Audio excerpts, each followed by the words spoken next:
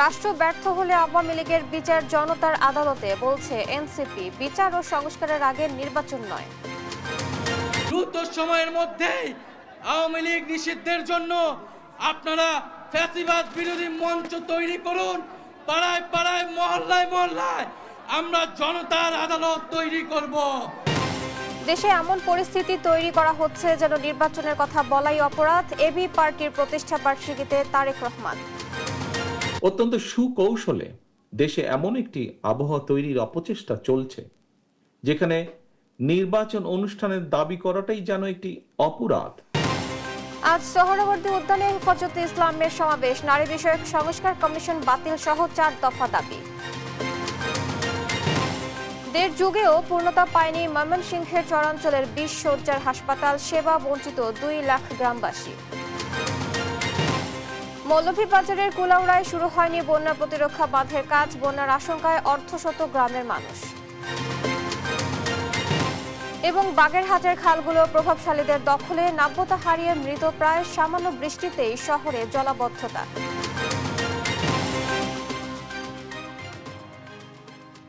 দেখছিলেন শিরোনাম সংবাদ সকালের সঙ্গে আছি আমি আয়েশা বুবলি। এবার বিস্তারিত। রাষ্ট্র ব্যর্থ হলে জনতার আদালতে আওয়ামী লীগের বিচার নিশ্চিত করা হবে বলে জানিয়েছেন জাতীয় নাগরিক পার্টির আহ্বায়ক নাহিদ ইসলাম। আর মুজিববাদের আদর্শে এদেশে আর কোনো রাজনীতি হবে না বলে হুঁশিয়ারি দিয়েছেন দলের সদস্য সচিব আখতার হোসেন।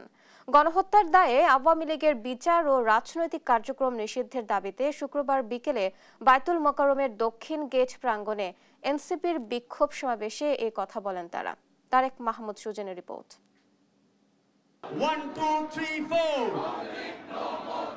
গণহত্যার দায়ে আওয়ামী লীগের বিচার ও রাজনৈতিক কার্যক্রম নিষিদ্ধের দাবিতে শুক্রবার বিকেলে বায়তুল মোকাররম এলাকায় বিক্ষোভ সমাবেশ করে জাতীয় নাগরিক পার্টি এনসিপি।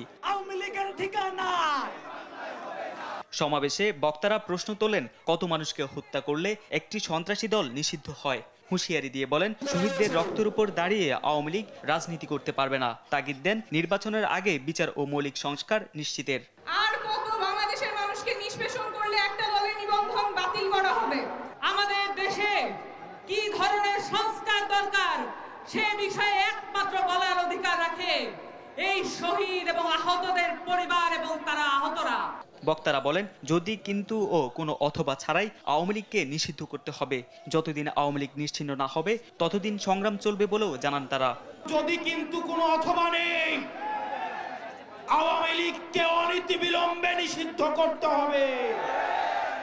এই গণহত্যাকারী আওয়ামী লীগকে নিষিদ্ধ করতে হবে। খুনিরা কি এই বাংলাদেশে রাজনীতি করতে পারবে? সন্ত্রাসীরা কি এই বাংলাদেশে রাজনীতি করতে পারবে? রাষ্ট্র ব্যর্থ হলে জনতার আদালতে আওয়ামী লীগের বিচার নিশ্চিত করা হবে বলে জানান জাতীয় নাগরিক পার্টির আহ্বায়ক নাহিদ ইসলাম। আর মুজিববাদের আদর্শে এদেশে আর কোনো রাজনীতি হবে না বলে হুঁশিয়ারি দেন দলের সদস্য সচিব আখতার হোসেন। আওয়ামী লীগ নামে, নৌকা মার্কার নামে, মুজিববাদী আদর্শের নামে বাংলাদেশে কোনো রাজনীতি চলতে পারে না। আওয়ামী লীগ কোনো আর রাজনৈতিক দল নয়। আওয়ামী লীগ একটি ফ্যাসিস্ট সন্ত্রাসী সংগঠনে পরিণত হয়েছে। আওয়ামী লীগের রাজনীতি করার আর কোনো আলোচনার প্রশ্ন থাকে না। যদি এই সরকার বিচার নিশ্চিত করতে ব্যর্থ হয় তবে আমরা বসে থাকবো না। জনতার আদালতে আওয়ামী লীগ এবং ফ্যাসিজমের বিচার নিশ্চিত করা হবে। আওয়ামী লীগকে নিষিদ্ধের বিষয়ে ছাত্র জনতার গণঅভ্যুত্থানে ক্ষমতায় বসা অন্তর্বর্তী সরকারের কোনো ভ্রুক্ষেপ নেই উল্লেখ করে নিন্দা জানান এনসিপি নেতারা। পাশাপাশি প্রত্যেক রাজনৈতিক দলকে আওয়ামী লীগের বিষয়ে নিজেদের অবস্থান পরিষ্কার করতে হবে বলে দাবি জানান তারা। তারেক মাহমুদ সুজন, দেশ টিভি, ঢাকা। রাজনৈতিক দলগুলোকে অবজ্ঞা করে বিরাজনীতিকরণের চেষ্টা করলে গণতন্ত্র হুমকির মুখে পড়বে। শুক্রবার এবি পার্টির প্রতিষ্ঠা বার্ষিকীর আলোচনায় মন্তব্য করেছেন বিএনপির ভারপ্রাপ্ত চেয়ারম্যান তারেক রহমান। বলেন, সুকৌশলে দেশে এমন আবহাওয়া তৈরির চেষ্টা চলছে যেন নির্বাচনের কথা বললেই অপরাধ। সংবিধান লঙ্ঘনকারী পতিত স্বৈরাচারের বিরুদ্ধে সরকার কি ব্যবস্থা নেয় তা জনগণ জানতে চায় বলেও মন্তব্য করেন তিনি। নিয়াজ মোর্শেদের রিপোর্ট জানাচ্ছেন মোহাম্মদ সাকিব।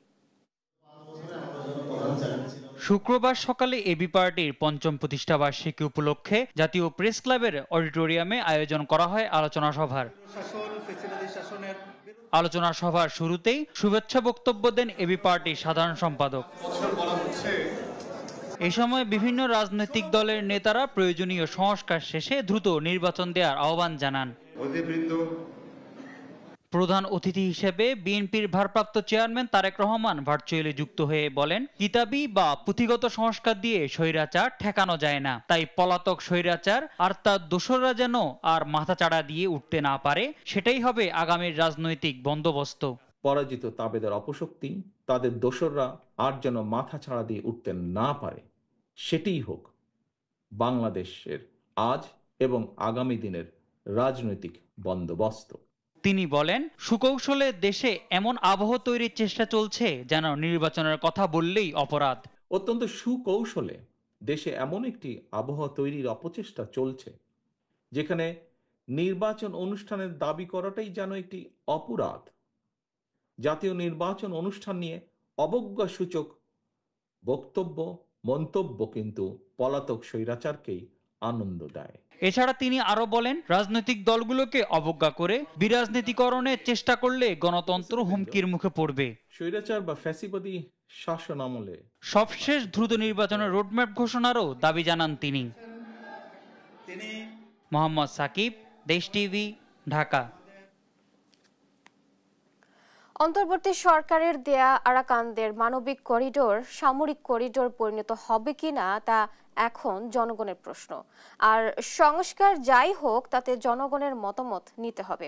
এছাড়া অন্তর্বর্তী সরকার যতই ভালো হোক না কেন, অনির্বাচিত সরকার বেশি দিন থাকলে দেশে সংকট বাড়বে।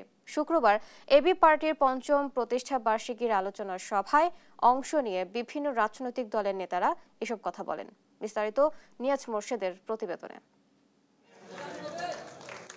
শুক্রবার সকালে এবি পার্টির প্রতিষ্ঠাবার্ষিকী উপলক্ষে আলোচনা সভার আয়োজন করা হয় জাতীয় প্রেস ক্লাবে। সভা শুরু হওয়ার প্রথমেই শুভেচ্ছা বক্তব্য দেন এবি পার্টির সাধারণ সম্পাদক আসাদুজ্জামান ফুয়াদ। তিনি বলেন, 25-এর সমস্যা 71-এর রাজপথ দিয়ে সমাধান হবে না। বাংলাদেশের 25-এর সমস্যা 25-এর আলোকে সমাধান করতে হবে। 25-এর সমস্যা 71-এর রাজপথ দিয়ে আলোচনা সমাধান করা যাবে না। আলোচনা সভায় অংশ নেন বিভিন্ন রাজনৈতিক দলের সিনিয়র নেতৃবৃন্দ। তারা বলেন, সরকারের দেয়া মানবিক করিডোর ভবিষ্যতে সামরিক করিডোরে পরিণত হবে কিনা প্রশ্ন জনগণের। সেই সঙ্গে প্রধান উপদেষ্টাকে রাজনৈতিক দলগুলোর সঙ্গে দূরত্ব না বাড়ানোর আহ্বান জানান। জাতীয় নিরাপত্তার প্রশ্ন আছে, মানবিক করিডোর ভবিষ্যতে সামরিক করিডোরে পর্যবেসিত হবে কিনা, নাগরিকদের মধ্যে, জনগণের মধ্যে সেই প্রশ্ন ইতিমধ্যে উত্থাপিত হয়েছে। নির্বাচনের কথায় এই জায়গাটা তো আমাদের সবাইকে একত্রিত হতে হবে। নির্বাচন আজকে হোক, কালকে হোক, ডিসেম্বর মাসে হোক, এটা নিয়ে যেই দল যেই কথাই বলুক না কেন। নেতারা আরো বলেন, নির্বাচিত সরকারের কোনো বিকল্প নেই, আর অনির্বাচিত অন্তর্বর্তী সরকার যতই ভালো হোক তা দেশে আরো সংকট তৈরি করবে। অনির্বাচিত কিংবা এই ধরনের ইন্টারিম গভর্নমেন্ট যতই ভালো হোক, সেটা দেশের জন্য আরো নানান সংকট তৈরি করবে। ফ্যাসিবাদী শেখ হাসিনার যে রাজনৈতিক প্রধান দর্শন ছিল, যে বাংলাদেশকে বিভক্ত করা এবং বাংলাদেশকে বিভক্ত করে দেশের মানুষের মধ্যে এমন একটা সংঘাত তৈরি করা যাতে দেশটা কখনোই শান্ত হতে না পারে। জনগণের ম্যান্ডেটই আসল কথা। কাজে আমরা যা সংস্কার করব, যা রূপান্তর করব, শেষ পর্যন্ত যেহেতু জনগণই বাংলাদেশে কিংবা একটা রিপাবলিকে ক্ষমতার কেন্দ্র, সেই জনগণের ম্যান্ডেট গ্রহণ করতে হবে। তাই দ্রুত প্রয়োজনীয় সংস্কার শেষ করে নির্বাচনের রোডম্যাপ ঘোষণার দাবি জানান তারা। নিয়াজ মোর্শেদ, দেশ টিভি, ঢাকা। নারী সংস্কার কমিশনে কোরআন বিরোধী প্রতিবেদন থাকায় তা বাতিল সহ 4 দফা দাবিতে রাজধানীর সোহরাওয়ার্দী উদ্যানে সমাবেশ করবে হেফাজতে ইসলাম বাংলাদেশ। শনিবার সকালে এই সমাবেশ সফল করতে প্রস্তুতি প্রায় শেষ। কর্মী সমর্থকরা সারা দেশ থেকে রওনা দিয়েছেন বলে জানান সংগঠনটির নেতারা। এনআই নাহিদের প্রতিবেদন। রাজধানীর সোহরাওয়ার্দী উদ্যানে শনিবারের সমাবেশ ঘিরে শেষ মুহূর্তের প্রস্তুতি নিচ্ছে হেফাজতে ইসলাম বাংলাদেশ। দেশের বিভিন্ন প্রান্ত থেকে এরই মাঝে রওনা দিয়েছেন কর্মী সমর্থকরা। নেতাদের আশা, এই সমাবেশের মধ্য দিয়ে নতুন উদ্যমে যাত্রা করবে সংগঠন। সারা বাংলাদেশ থেকে ইতিমধ্যে হাজার হাজার তাওহীদি জনতা, ধর্মপ্রাণ মানুষ, শান্তিকামী মানুষ রওনা হয়ে গেছে। তারা মধ্যরাত কিংবা সকালের সুবহে সাদিকের আগে ঢাকায় এসে পৌঁছে যাবে। ঢাকার মানুষ, ঢাকার আশেপাশের মানুষ ফজরের পরে রওনা হবে এবং আমাদের একটা বিশ্বাস, একটা বড় ধরনের সমাবেশ হবে, জমায়েত হবে এবং আমরা মনে করি যে আমরা যে যৌক্তিক দাবিগুলো নিয়ে এই সমাবেশের আয়োজন করছি, অন্তর্বর্তীকালীন সরকার আমাদের দাবিগুলো মেনে নেবেন। 2013 সালের শাপলা চত্বর সহ দেশের বিভিন্ন স্থানে সংঘটিত গণহত্যার বিচার, ফেসিবাদের আমলে দায়েরকৃত সব মিথ্যা মামলা প্রত্যাহার, নারী বিষয়ক সংস্কার কমিশনের কোরআন বিরোধী প্রতিবেদন বাতিল এবং কমিশন বিলুপ্ত করা সহ 4 দফা দাবিতে এ সমাবেশ অনুষ্ঠিত হবে বলে জানান হেফাজতে ইসলামের যুগ্ম মহাসচিব মাওলানা মামুনুল হক। এই নারী সংস্কার কমিশন বাংলাদেশের নারী সমাজের আদৌ প্রতিনিধিত্ব করছে না এবং তাদের ঘৃণ্য উপস্থাপিত এই প্রস্তাবনা, যেটা সরাসরি আল্লাহর কোরআনকে কটাক্ষ করি এবং ইসলামকে সরাসরি আক্রমণ করে এই প্রস্তাবনা উপস্থাপন করা হয়েছে। এই জন্য মূলত আমাদেরকে এই প্রস্তাবনার বিপক্ষে এবং এই ধরনের জঘন্যতম কটাক্ষপূর্ণ ধর্মীয় অনুভূতিতে আঘাতকারী প্রস্তাবনা উপস্থাপনের দায়ে এই কমিশন বাতিল ইত্যাদি দাবিগুলো নিয়ে আগামীকালকের মহাসমাবেশ। সংগঠনটির আমির আল্লামা শাহ মুহিবুল্লাহ বাবুনগরীর সভাপতিত্বে শনিবার সকাল 9টায় শুরু হবে সমাবেশ। এনআই নাহিদ, দেশ টিভি, ঢাকা। নির্বাচনকে সামনে রেখে আওয়ামী লীগের সহায়তায় ভারতীয় গণমাধ্যম বাংলাদেশ নিয়ে অপপ্রচার ছড়াচ্ছে বলে মন্তব্য করেছেন প্রধান উপদেষ্টার প্রেস সচিব শফিকুল আলম। আর অতীতের যে কোনো সময়ের চেয়ে দেশের মানুষ বর্তমানে সবচেয়ে বেশি মত প্রকাশের স্বাধীনতা ভোগ করছেন বলেও জানান তিনি। শুক্রবার চট্টগ্রামে আলাদা দুটি অনুষ্ঠানে যোগ দিয়ে এসব কথা বলেন তিনি। AKM নাজিমের পাঠানো রিপোর্ট জানাচ্ছেন শামীম হোসেন। শুক্রবার দুপুরে চট্টগ্রাম প্রেস ক্লাবে জুলাই বিপ্লব পরবর্তী বাংলাদেশ গণমাধ্যমের চ্যালেঞ্জ বিষয়ক আলোচনা সভায় অংশ নেন প্রধান উপদেষ্টার প্রেস সচিব শফিকুল আলম। তিনি বলেন, নির্বাচনকে সামনে রেখে ভারতীয় গণমাধ্যমে অপপ্রচার বাড়ছে। এই বিষয়ে সবাইকে সজাগ থাকার আহ্বান জানান তিনি। আওয়ামী লীগের পান্ডারা এবং ওই দিক থেকে ইন্ডিয়ান মিডিয়া এরা তো আরো করবে, আরো তারা এই আমাদেরকে টার্গেট করে এই কাজগুলো করবে। আমরা চাই ইউএন একটা ইন্ডিপেন্ডেন্ট প্যানেল করে, যে যেমন শাপলার যে হত্যাকাণ্ড হলো বা মাওলানা সাইদির মৃত্যুর ভার্ডিক্টের পরে যে ভয়ানক ম্যাসাকার হয়েছে, এই সময় আমাদের জার্নালিজমটা কেমন ছিল। বিকেলে চট্টগ্রাম সার্কিট হাউসে সমসাময়িক বিষয়ে সাংবাদিকদের সঙ্গে কথা বলেন তিনি। বলেন, শেখ হাসিনা বাংলাদেশের অর্থনীতিকে ভঙ্গুর পরিস্থিতিতে রেখে গেছেন। সেই অর্থনীতিকে চাঙ্গা করা অন্তর্বর্তী সরকারের অন্যতম লক্ষ্য। সেজন্য যেসব সংস্কার প্রয়োজন সেগুলো শেষ করে নির্বাচন দেবে সরকার। ইন্টারিম গভর্নমেন্টের মূল ম্যান্ডেট হচ্ছে রাষ্ট্র সংস্কার করা।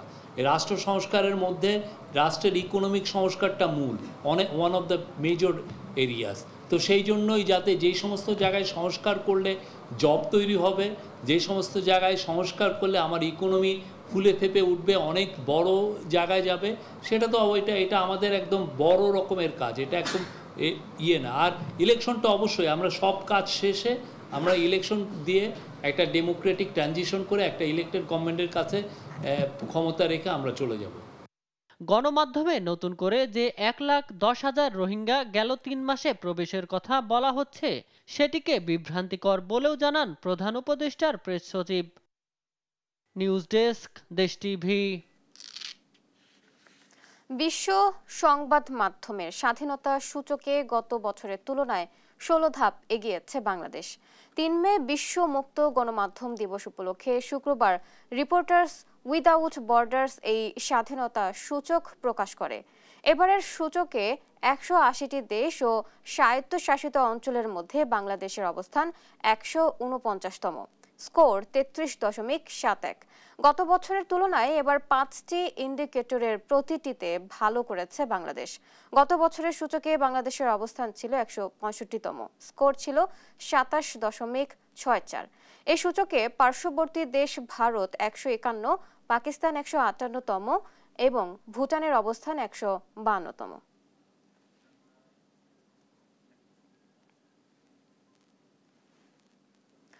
চার মাস পর দেশে ফিরছেন বিএনপি চেয়ারপারসন বেগম খালেদা জিয়া। তার ব্যক্তিগত চিকিৎসক ডাক্তার AZM জাহিদ হোসেন বিষয়টি নিশ্চিত করে বলেন, খালেদা জিয়ার শারীরিক অবস্থা আগের থেকে বেশ ভালো। 5 মে বাংলাদেশ এয়ারলাইন্সের একটি বিশেষ ফ্লাইটে দেশে ফিরবেন খালেদা জিয়া। বিস্তারিত রিপোর্টে। দীর্ঘ 4 মাস পর আগামী 5 মে লন্ডন থেকে দেশে ফিরবেন বিএনপির চেয়ারপারসন বেগম খালেদা জিয়া। দলের স্থায়ী কমিটির সদস্য ও ব্যক্তিগত চিকিৎসক ডাক্তার AZM জাহিদ হোসেন বিষয়টি নিশ্চিত করেন। জানান, বিগত সময়ের চেয়ে খালেদা জিয়ার শারীরিক অবস্থা বেশ ভালো। সম্পূর্ণ এয়ার অ্যাম্বুলেন্স পরিষেবা পাওয়া না গেলেও বিমান বাংলাদেশ এয়ারলাইন্সের একটি নিয়মিত ফ্লাইটে বিশেষ ব্যবস্থায় দেশে ফিরবেন খালেদা জিয়া। দেশে ফেরার পথে বিএনপি চেয়ারপারসনের সঙ্গে সফরসঙ্গী হিসেবে থাকবেন তারেক রহমানের সহধর্মিণী জুবাইদা রহমান ও আরাফাত রহমান কোকোর স্ত্রী শর্মিলা রহমান সহ 8 জন। দীর্ঘদিন ধরে লিভার সিরোসিস, কিডনি সমস্যা, হৃদরোগ, ডায়াবেটিস এবং আর্থ্রাইটিসের মতো বিভিন্ন শারীরিক জটিলতায় ভুগছেন তিনি। চলতি বছরের 8 জানুয়ারি উন্নত চিকিৎসার জন্য খালেদা জিয়াকে লন্ডন নিয়ে যাওয়া হয়। টানা 17 দিন চিকিৎসাধীন থাকার পর লন্ডন ক্লিনিক থেকে গত 25 জানুয়ারি খালেদা জিয়াকে তারেক রহমানের বাসায় নিয়ে যাওয়া হয়। ফাহিম ইউসুফ, দেশ টিভি, ঢাকা। বন্ধ হয়ে গেল দেশীয় বেসরকারি এয়ারলাইন্স সংস্থা নভোএয়ারের ফ্লাইট চলাচল। শুক্রবার থেকে সংস্থাটির ফ্লাইট চলাচল বন্ধ রয়েছে। সংস্থাটির বহরে থাকা 5টি এটিআর বিমান বিক্রির প্রক্রিয়া শুরু করায় সাময়িকভাবে ফ্লাইট চলাচল বন্ধ করা হয়েছে বলে জানিয়েছেন নভোএয়ার কর্তৃপক্ষ। তবে কতদিন বন্ধ থাকবে নাকি একেবারেই বন্ধ হয়ে যাবে এ বিষয়টি নিশ্চিত করতে পারেনি নভোএয়ার। বিমান কোম্পানিটি ঢাকা থেকে চট্টগ্রাম, কক্সবাজার, সিলেট, যশোর, সৈয়দপুর এবং রাজশাহীতে অভ্যন্তরীণ ফ্লাইট পরিচালনা করত। যাত্রী সংকটে গত বছরের সেপ্টেম্বর থেকে তাদের একমাত্র আন্তর্জাতিক রুট কলকাতার সঙ্গে ফ্লাইট চলাচল স্থগিত করা হয়।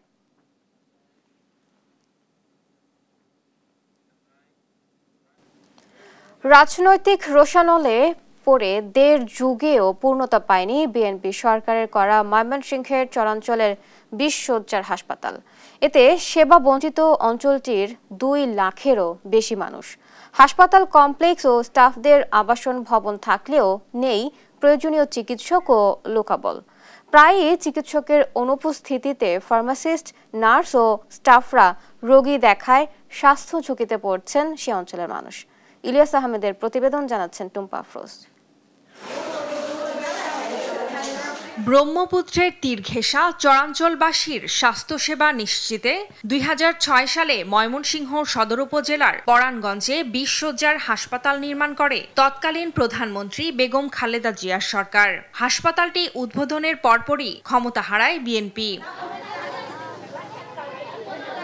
এরপর তত্ত্বাবধায়ক সরকার এবং পরে আওয়ামী লীগ সরকার ক্ষমতায় আসার দীর্ঘ 18 বছরে 20 শয্যার এ হাসপাতালটিতে নিয়োগ হয়নি প্রয়োজনীয় চিকিৎসক ও লোকবল।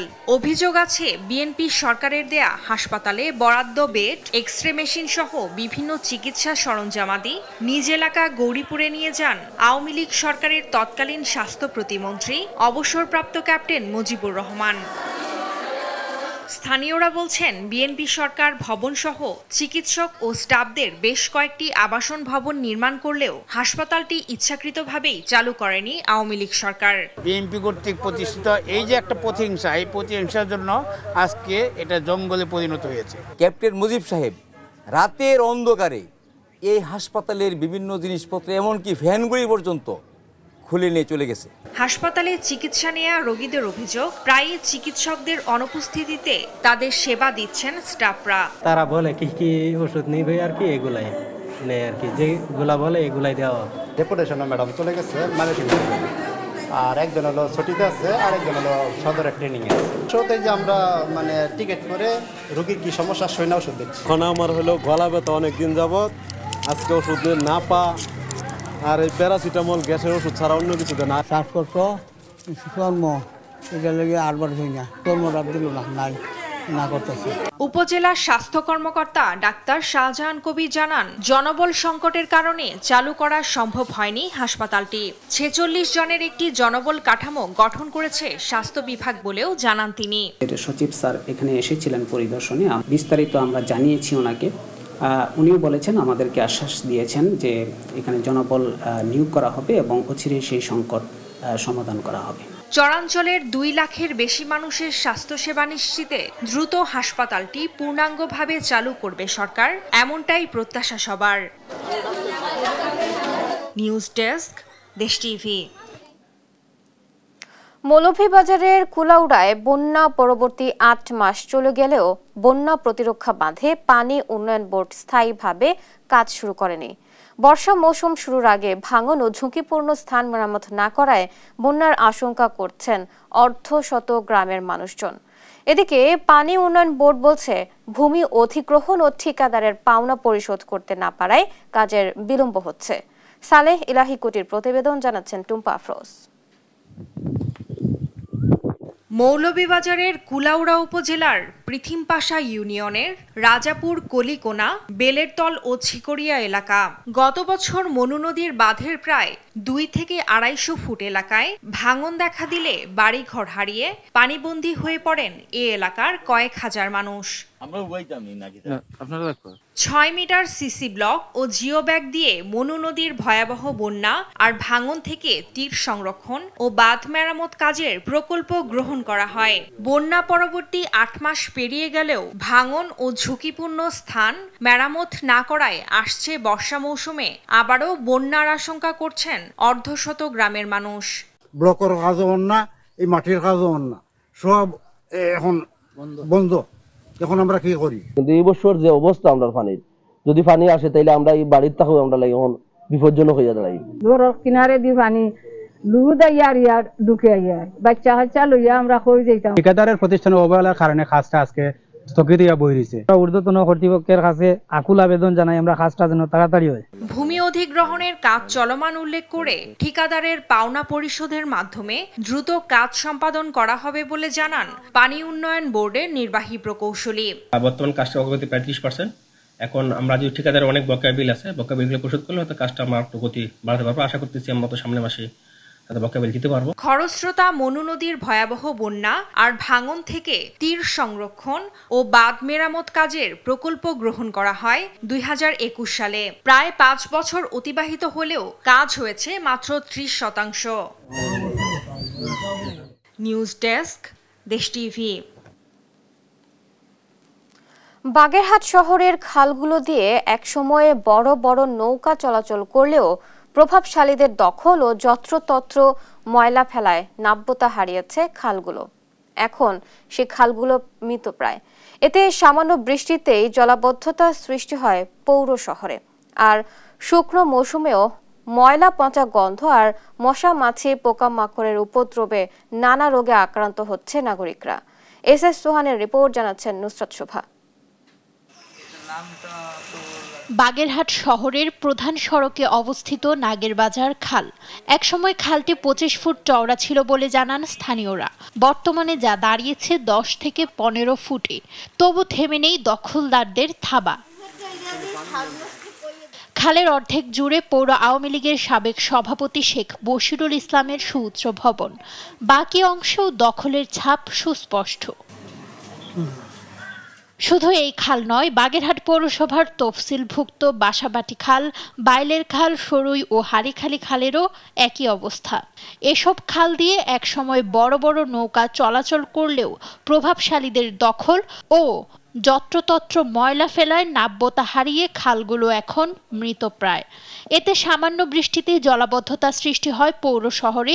আর শুকনো মৌসুমেও ময়লা পচা গন্ধ আর মশামাছি পোকামাকড়ের উপদ্রবে নানা রোগে আক্রান্ত হচ্ছে নগরবাসীরা। বড় বড় লোকজন এনে বিল্ডিং করত, যাগো টাকা সব হয়তো টাকা দিয়ে তো তারা বিল্ডিং করে। নৌকা ওই মাথায় যাইতো, আর এখন এই খাল বুঝে ছোট হয়ে গেছে। ছোটবেলায় আমি দেখেছি এই জায়গাতে নারকেল গাছ, বড়দের নারকেল গাছ ছিল, সেই নারকেল গাছ পার হয়ে আমাদের যাওয়া লাগতো। কিন্তু এখন দিন দিন দেখতেছি আস্তে আস্তে ছোট হয়েছে। পানি অপসারণের কোনো ব্যবস্থা এই জায়গা নাই।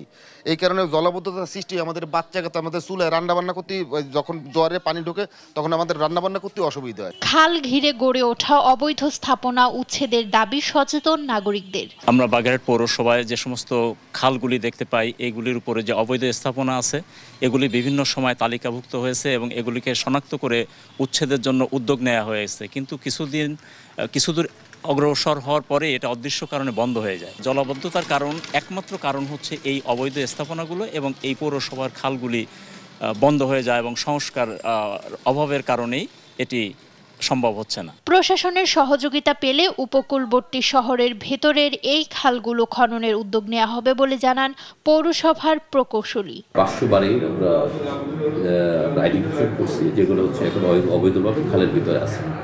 এখন হচ্ছে যদি প্রশাসন আমাদেরকে সহযোগিতা করে তাহলে অবৈধ স্থাপনা উচ্ছেদ হবে এবং সাথে সাথে আমাদের সিটিসিএপি প্রকল্পের মাধ্যমে খালগুলো নতুনভাবে সংস্কার করা হবে।